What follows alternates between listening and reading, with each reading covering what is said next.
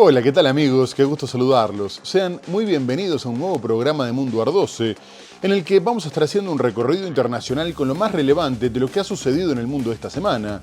Y en esta oportunidad vamos a estar hablando de todo lo que tiene que ver con el conflicto en Medio Oriente, con los ataques cruzados, el pedido de ayuda por parte de Estados Unidos y la negativa de sus aliados, el avance israelí sobre el Líbano. Vamos a abordar otras cuestiones como la guerra en Ucrania, las reformas en Cuba, la tensión entre Ecuador y Colombia y mucho más. Así que ya mismo nos ponemos en marcha con el programa. Acompáñennos.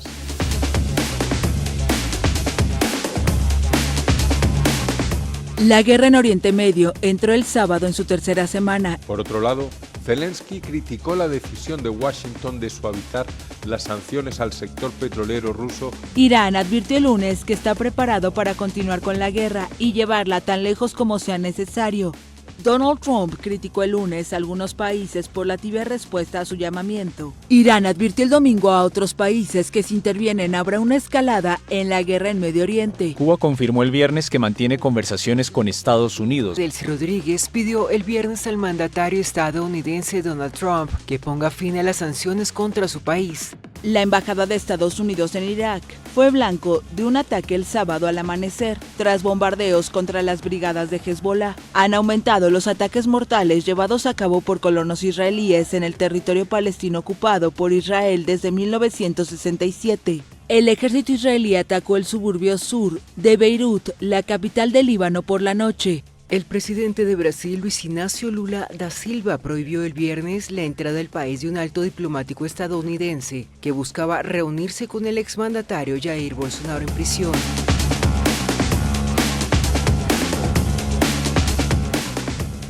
Y vamos a comenzar el programa hablando de la guerra en Medio Oriente. El ministro de Defensa israelí, Israel Katz, aseguró que la guerra con Irán había entrado en una fase decisiva y más intensa y que continuaría el tiempo que fuera necesario, mientras que Donald Trump sostuvo que ya habían ganado la guerra y que la habían ganado desde el primer momento, una afirmación que, como vamos a ver, contrasta con la realidad. Y en medio de esta escalada, Israel informó que había podido desmantelar el cuartel general de la Armada iraní en Teherán y Estados Unidos atacó instalaciones militares en la isla petrolera de Jark, en lo que Donald Trump calificó como la joya de la corona, dado que de ahí salen 9 de cada 10 barriles de Irán, mientras que el mandatario afirmó que no habían apuntado contra instalaciones energéticas por decencia, pero posteriormente amenazó con destruirlas por completo o incluso tomarlas con tropas terrestres, tras lo cual Irán advirtió que esto provocaría una respuesta sin precedentes. Además, después de que Estados Unidos reconociera que se había quedado sin objetivos, se reportó la muerte de 15 personas en un bombardeo contra una fábrica de aire acondicionado en Isfahán. Mientras tanto, Irán bombardeó a Israel con decenas de misiles, varios de los cuales terminaron impactando una unidad policial, un centro de comunicaciones por satélite y fábricas de armamento aeroespacial en Tel Aviv. Israel denunció que 2 de los misiles estaban armados con munición de racimo, por lo que dejaron varios heridos. A su vez, 5 drones y un misil cayeron en Jordania, se impactó el consulado de Emiratos Árabes Unidos en el Kurdistán iraquí, hubo graves daños en el aeropuerto internacional de Kuwait y una base norteamericana fue atacada en Bahrein. La guerra en Oriente Medio entró el sábado en su tercera semana y se encuentra en una fase decisiva, aseguró el sábado Israel, que junto con Estados Unidos continúa bombardeando Irán, mientras la República Islámica responde con ataques a infraestructuras en el Golfo y en territorio israelí. La lucha global y regional contra Irán, liderada por el presidente estadounidense Donald Trump y el primer ministro israelí Benjamin Netanyahu, se está intensificando y entrando en la fase decisiva que continuará el tiempo que sea necesario. Felicito al presidente Trump por el duro golpe que las Fuerzas Armadas estadounidenses asestaron anoche en la isla petrolera iraní.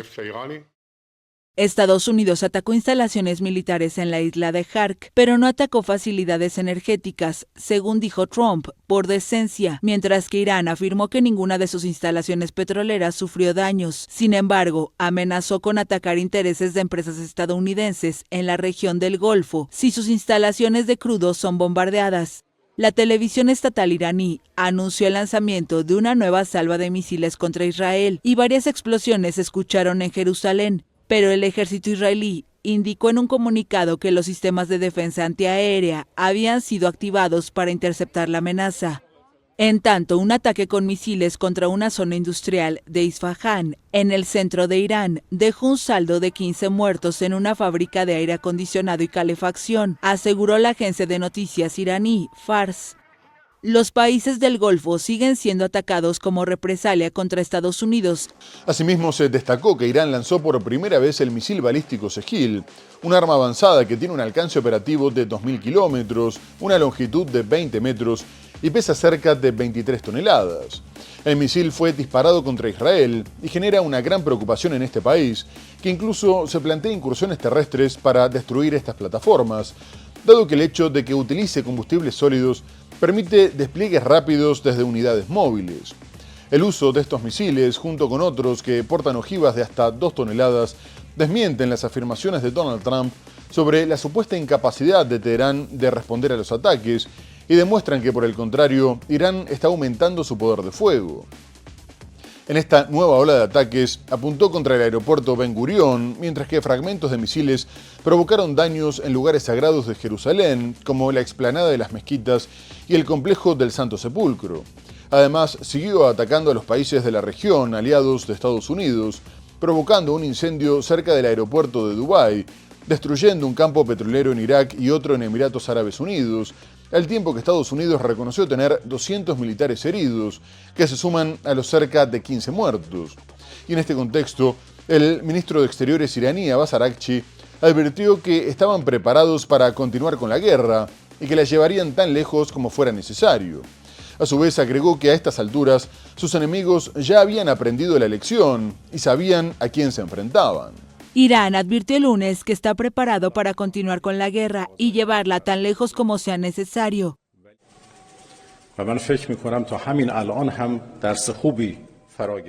Creo que a estas alturas ya han aprendido la lección y han comprendido con qué tipo de nación están tratando, una que no duda en defenderse y está dispuesta a continuar la guerra donde quiera que conduzca y a llevarla hasta donde sea necesario.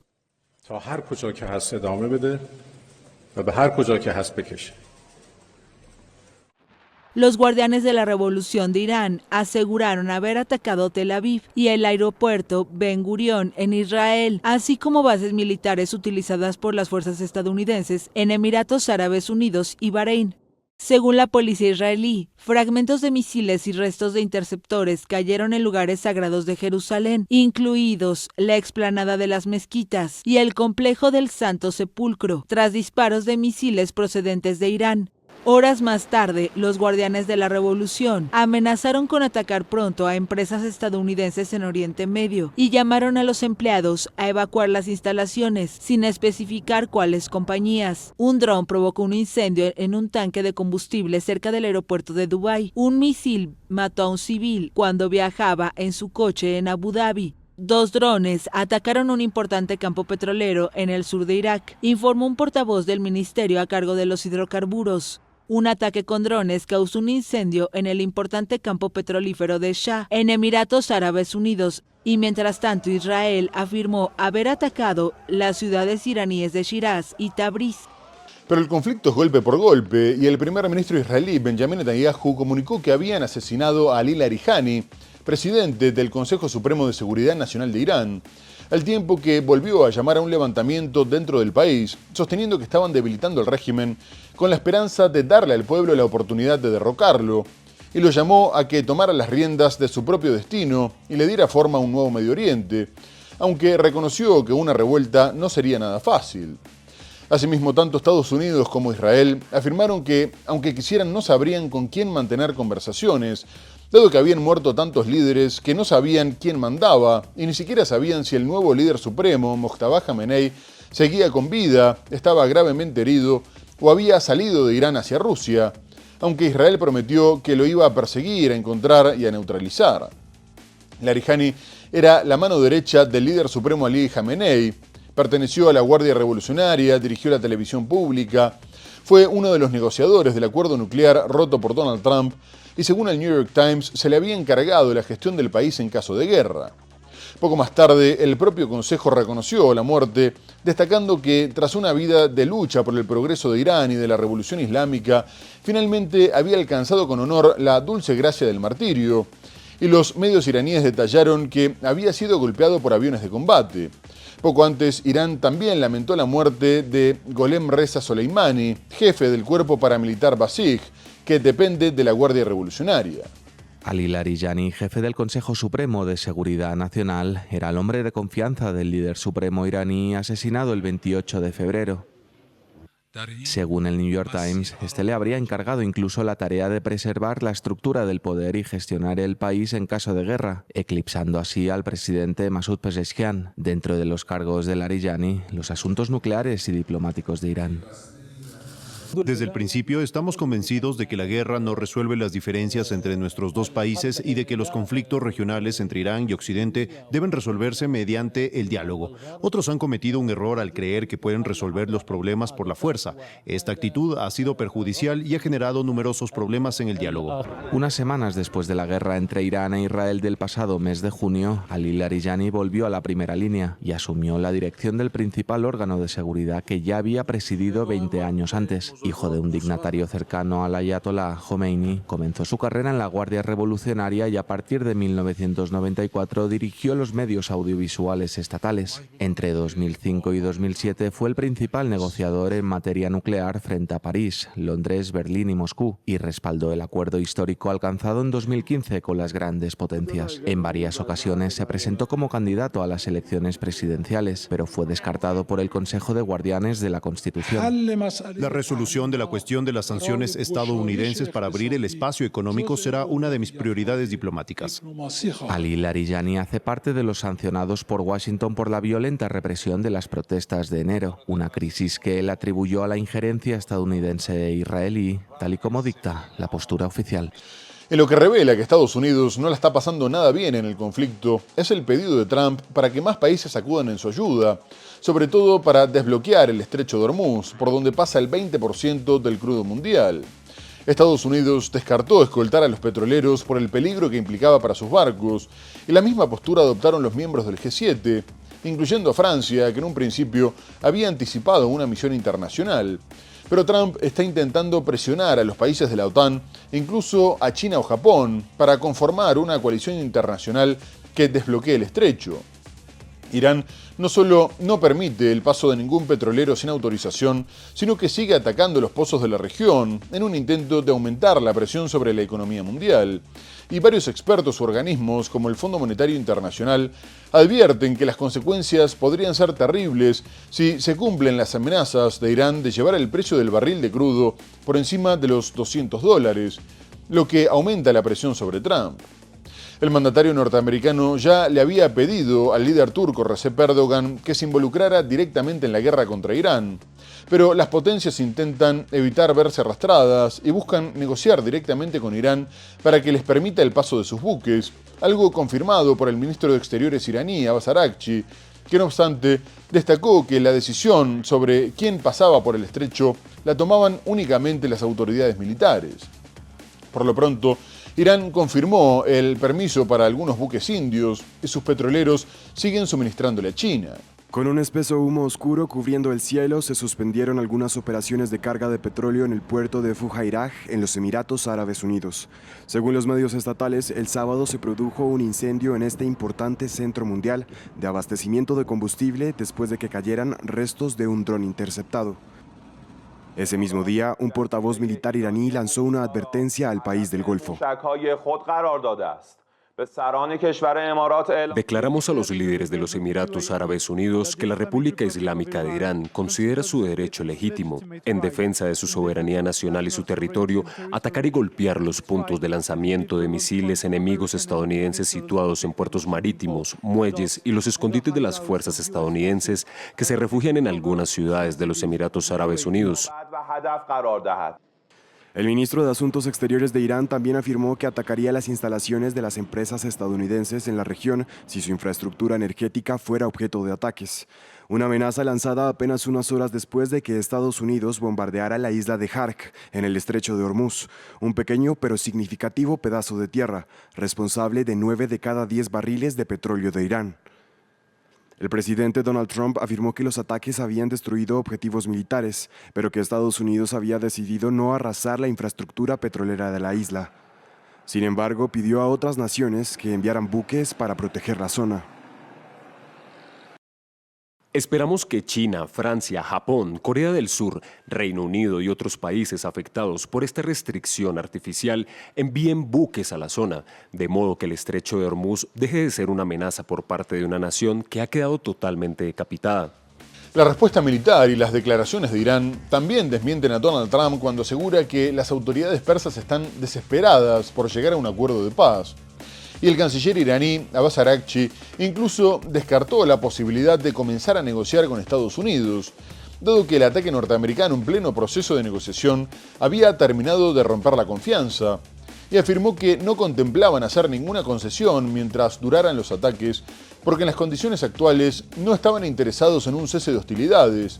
Y si bien dijo que cualquier acercamiento futuro dependía del escenario político, exigen que Estados Unidos se retire de la región y pague por los daños causados, al tiempo que rechazó el ofrecimiento de Rusia para mediar con Israel, porque no lo reconocían como una parte en las negociaciones. Pero tras el pedido de Estados Unidos para involucrar a sus aliados, Irán advirtió que si estos intervinieran, habría una escalada en Medio Oriente, y el presidente Masoud Pezeshkian le respondió al francés Emmanuel Macron, que le había pedido que pusiera fin a los ataques en la región, sosteniendo que la defensa contra una invasión era un derecho natural y que eran muy buenos en eso, por lo que no se iban a rendir ante los matones. Y todo esto hizo que el precio del petróleo volviera a superar los $100 por barril, a pesar de la liberación de reservas, y ni siquiera se está ejerciendo toda la presión, dado que los hutíes de Yemen, aliados de Teherán, todavía no cerraron el Mar Rojo, aunque evalúan hacerlo para buques mercantes y militares de Estados Unidos e Israel, o que tengan este destino. Irán advirtió el domingo a otros países que si intervienen habrá una escalada en la guerra en Medio Oriente, luego de que el presidente estadounidense Donald Trump hiciera un llamado internacional para garantizar la seguridad en el estratégico estrecho de Hormuz, por donde suele transitar cerca de una quinta parte de las exportaciones mundiales de hidrocarburos, y que permanece bloqueado por autoridades iraníes. Trump propuso el sábado la puesta en marcha de una operación naval internacional para escoltar petroleros a través del estrecho de Hormuz, pero muchos países parecen dudar ante esta iniciativa. En una entrevista con NBC News, Trump aseguró que Teherán quiere sentarse a negociar, pero que Washington seguirá adelante con su ofensiva. Sin embargo, en una entrevista en CBS, el ministro de Exteriores de Irán, Abbas Araghchi, afirmó que su país no está interesado en mantener conversaciones con Washington. Y antes, a un medio en lengua árabe, aseguró que la guerra no acabará hasta que tenga garantías de su fin definitivo y que se pagarán reparaciones. Además, llamó a los demás países a abstenerse de cualquier acción que pueda llevar a una escalada y aseguró que tiene muchas pruebas de que las bases estadounidenses en Medio Oriente se utilizaron para atacar a su país, citando a Emiratos Árabes Unidos. Ante la situación, el precio del petróleo se ha disparado, superando los $100 por barril. La Agencia Internacional de Energía indicó que para atajar la subida de precios, se desbloquearán inmediatamente las reservas estratégicas de petróleo de Asia y Oceanía, y que las de los países miembros de la Agencia de América y Europa se pondrán a disposición desde finales de marzo. Tras el pedido de Donald Trump para que los países de la OTAN lo ayudaran a desbloquear el estrecho de Hormuz, Alemania y el Reino Unido le respondieron que la guerra contra Irán no era una cuestión que competiera a la alianza.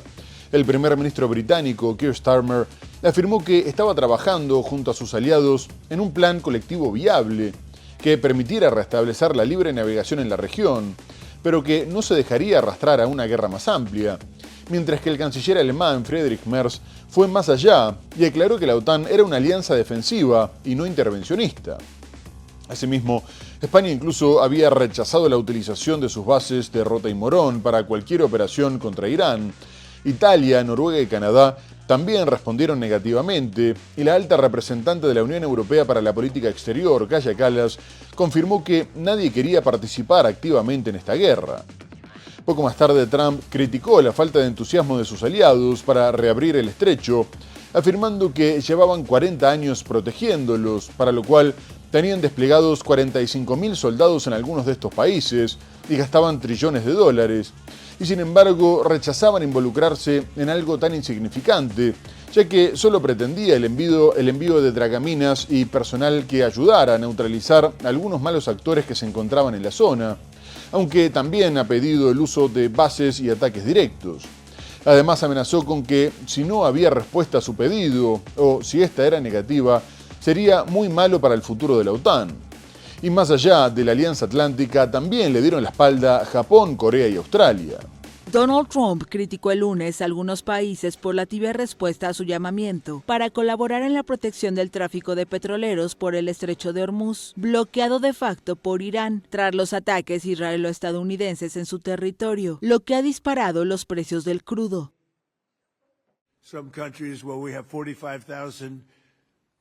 Tenemos algunos países donde tenemos 45.000 soldados, excelentes soldados, protegiéndolos del peligro y hemos hecho un gran trabajo. Y cuando queremos saber, ¿tienen dragaminas? Bueno, preferimos no involucrarnos, señor. Y yo dije, ¿quiere decir que durante 40 años los hemos estado protegiendo y no quieren involucrarse en algo que es muy insignificante?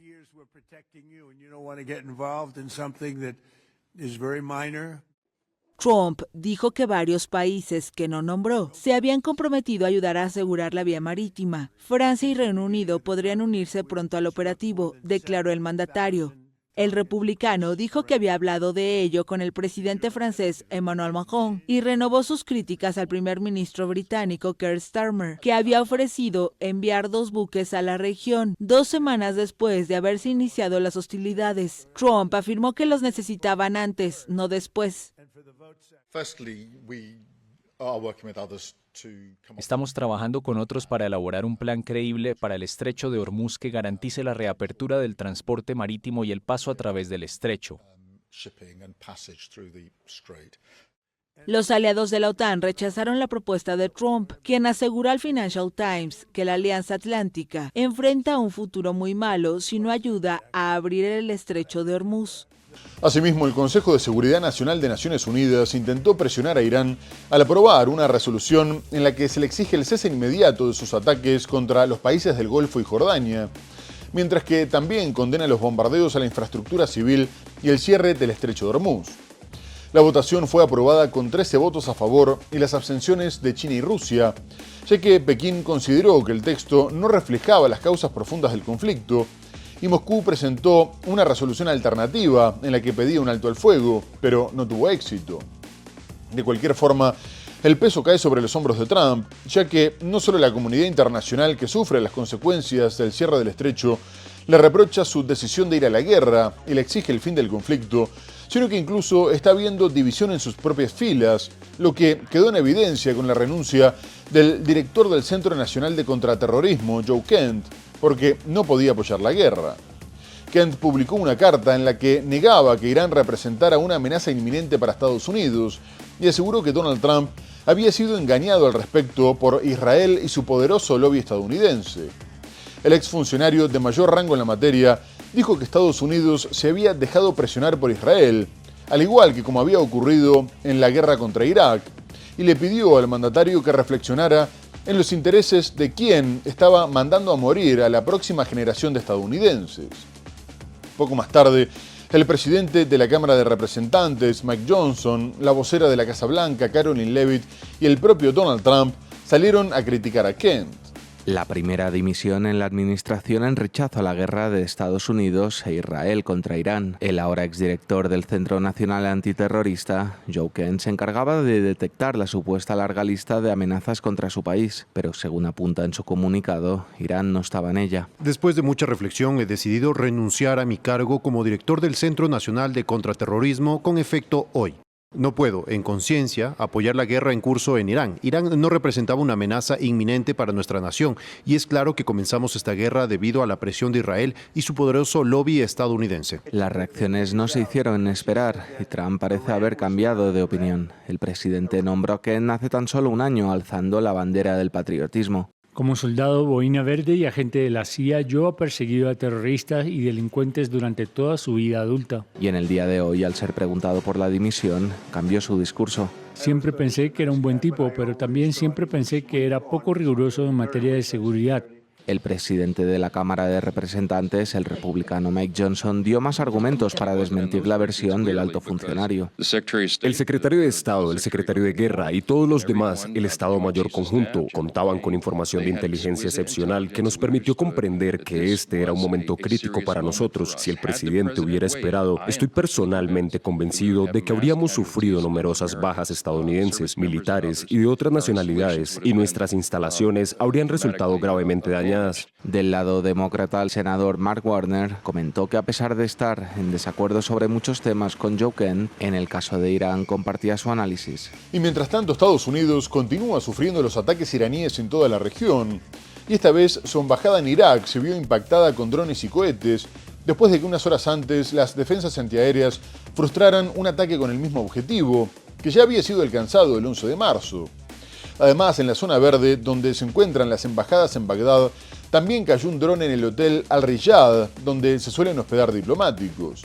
Esta nueva ola de ataques no generó víctimas, pero representa una fuerte escalada, en un momento en el que las milicias iraquíes que apoyan a Teherán aumentan su participación en el conflicto, con numerosos disparos contra objetivos norteamericanos, lo que también obligó a sus aviones a evitar el espacio aéreo de este país. A su vez, el ataque contra la embajada tuvo lugar después de que Estados Unidos bombardeara una casa donde había milicianos de Hezbollah, matando a 2 de sus miembros, al tiempo que las brigadas iraquíes organizaron un multitudinario funeral para conmemorar a 3 altos cargos de la milicia libanesa, confirmando su fuerte respaldo. Por su parte, el gobierno iraquí intenta evitar una respuesta a gran escala por parte de Estados Unidos e Israel, y el primer ministro Mohammed Eshia al-Sudani afirmó que perseguirían a los autores de los ataques y los llevarían ante la justicia de inmediato, porque eran una amenaza para la seguridad nacional, la reconstrucción y la prosperidad. A su vez, Trump respondió a los ataques reiterando que la guerra terminaría pronto. Israel informó que había lanzado una nueva ola masiva de ataques contra Teherán y Beirut. La embajada de Estados Unidos en Irak fue blanco de un ataque el sábado al amanecer, tras bombardeos contra las brigadas de Hezbollah. En medio de la guerra iniciada el 28 de febrero por Israel y Estados Unidos contra Irán, Irak se ha visto arrastrado al conflicto, luego de que movimientos armados locales pro-Teherán reivindicaran a diario ataques con drones contra militares de Washington o instalaciones petroleras. En respuesta, las posiciones de estas facciones son blanco de ataques atribuidos a Estados Unidos o Israel. El sábado al amanecer, un periodista de la France Press vio humo negro elevándose sobre la embajada estadounidense, ubicada en una zona de alta seguridad que alberga representaciones diplomáticas. Un alto funcionario de seguridad entrevistado por la France Press mencionó un ataque con drones. Otro confirmó un ataque refiriéndose a disparos de cohetes y precisó que un proyectil había caído cerca de la pista de aterrizaje del complejo diplomático. Se trata del segundo ataque contra la embajada estadounidense desde el inicio de la guerra en Medio Oriente. Antes hubo bombardeos contra una casa donde estaban las brigadas de Hezbollah, un influyente grupo armado que perdió a 2 de sus miembros, según responsables de seguridad. La identidad de estos miembros no ha sido confirmada por las fuentes contactadas por la France Press, y las brigadas de Hezbollah, clasificadas como grupo terrorista por Washington, no han publicado ningún comunicado por el momento.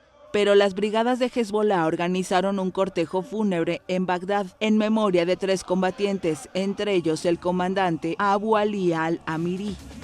Y Estados Unidos no es el único que pide ayuda, dado que el presidente israelí Isaac Herzog dijo que los europeos también deberían respaldar sus ataques contra el grupo libanés Hezbollah, afirmando que tenían que entender que si querían lograr algo, a veces había que ganar una guerra, y que este momento era decisivo para la región. Estas declaraciones las hizo después de que su país reanudara el intercambio de disparos con Hezbollah, mientras que también lanzó una campaña terrestre para ocupar el sur del territorio, en un intento de crear una zona de amortiguación, obligando a retirarse el ejército libanés. Y los enfrentamientos entre Israel y Hezbollah continuaron escalando, con la organización chiita lanzando decenas de cohetes contra Haifa y zonas de Galilea y los Altos del Golán, en su mayor ofensiva desde que se retomaron las hostilidades, y que además estuvo coordinada con ataques de Irán, al tiempo que anunció el inicio de una nueva operación militar. Por su parte, Las tropas israelíes se siguen adentrando en el Líbano y sus bombardeos apuntan incluso contra zonas que no están controladas por Hezbollah y ya dejaron alrededor de 1000 muertos, mientras que Israel continúa sin revelar el número de fallecidos y censurando la destrucción en su país. Asimismo, en un momento en el que los desplazados ya superan el 1.000.000, la Unión Europea informó que enviaría fondos de emergencia que podrían asistir a 130.000 personas.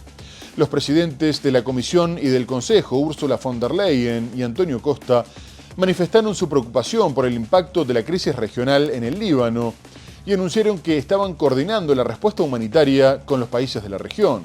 El ejército israelí atacó el suburbio sur de Beirut, la capital del Líbano, por la noche. Por la mañana, los militares de Israel emitieron una orden de evacuación que abarcaba varios barrios de la zona. En tanto, el grupo palestino Hamás informó que uno de sus integrantes de alto cargo presuntamente murió en un ataque israelí el domingo en la región de Sidón, en el sur del Líbano. Hezbollah reivindicó una serie de ataques contra objetivos en Israel y contra tropas israelíes también en el sur del Líbano. El ministro de Relaciones Exteriores israelí, Gideon Sa'ar, negó que prevea negociaciones directas con Líbano para poner fin a los ataques a su vecino, pese a los llamados de la ONU. Una fuente libanesa había declarado el sábado que las negociaciones estaban en la agenda y que los preparativos para la formación de una delegación estaban en curso, pero precisó que se necesitaba un compromiso israelí a favor de una tregua o un alto al fuego. El secretario general de Naciones Unidas, el portugués António Guterres, afirmó en Beirut el sábado que existen vías diplomáticas para poner fin a la guerra entre Israel y el movimiento proiraní Hezbollah. La Fuerza Provisional de Naciones Unidas de Líbano informó que sus cascos azules fueron blanco de ataques en el sur del país 3 veces el domingo, probablemente de grupos armados no estatales, y el sábado otro ataque le fue atribuido a Israel. Los ataques contra las fuerzas de paz y sus posiciones son totalmente inaceptables y deben cesar. Constituyen una violación del derecho internacional y podrían constituir crímenes de guerra. Y más allá de la polémica por los ataques de Israel contra cascos azules de Naciones Unidas, también genera una fuerte condena el aumento de la violencia en Gaza y en la Cisjordania ocupada, donde colonos y soldados actúan juntos. Y ya se reportaron decenas de muertos desde el comienzo de la guerra contra Irán, en lo que la Organización de Derechos Humanos israelí, B'Tselem, considera como una escalada deliberada para aprovechar que los ojos están puestos en la guerra. Naciones Unidas denunció graves violaciones a los derechos humanos, incluyendo violencia sexual, abusos policiales y homicidios múltiples, destacando que la policía israelí asesinó a una pareja y a 2 de sus 4 hijos, de 5 y 7 años, mientras que los 2 sobrevivientes, de 8 y 11 años, contaron que fueron agredidos por los agentes que les gritaron que mataban a los perros. Además, colonos enmascarados asesinaron a tiros a un palestino de 28 años y cuando su padre quiso ayudarlo, le dispararon en la pierna y lo apuñalaron varias veces, mientras que en Gaza un ataque aéreo apuntó contra una vivienda en el campo de refugiados de Nuseirat, asesinando a una mujer embarazada de gemelos, su esposo y su hijo de 10 años. Otro joven de 15 también perdió la vida y un dron impactó un vehículo con 8 policías palestinos, matándolos a todos. Posteriormente, Naciones Unidas denunció la total impunidad para asesinar palestinos y condenó el absoluto desprecio por las vidas humanas, al tiempo que el alto comisionado para los derechos humanos, Volker Turk, también condenó el desplazamiento de 36.000 palestinos en Cisjordania y denunció que se trataba de una limpieza étnica. Los palestinos de Cisjordania denuncian que ahora que el mundo está pendiente de la guerra en Medio Oriente, han aumentado los ataques mortales llevados a cabo por colonos israelíes en el territorio palestino ocupado por Israel desde 1967. El Ministerio de Salud palestino afirmó que soldados israelíes mataron el domingo a tiros a una pareja y a sus 2 hijos en el norte de Cisjordania ocupada. Las autoridades israelíes afirmaron que los hechos ocurrieron durante una operación para detener a personas sospechosas de estar implicadas en actividades terroristas contra las fuerzas de seguridad. La tragedia se suma a la ocurrida durante la noche del 7 al 8 de marzo, cuando al menos 70 colonos, según las autoridades locales, provenientes de los alrededores, invadieron el pueblo de Abu Falah, al noreste de Ramallah, y saquearon granjas. El ejército de Israel declaró a la France Press que envió militares a Abu Falah para dispersar a la multitud, condenó la violencia de los colonos y confirmó la muerte de 3 palestinos, uno de ellos por asfixia, sin precisar si hay soldados implicados en su muerte.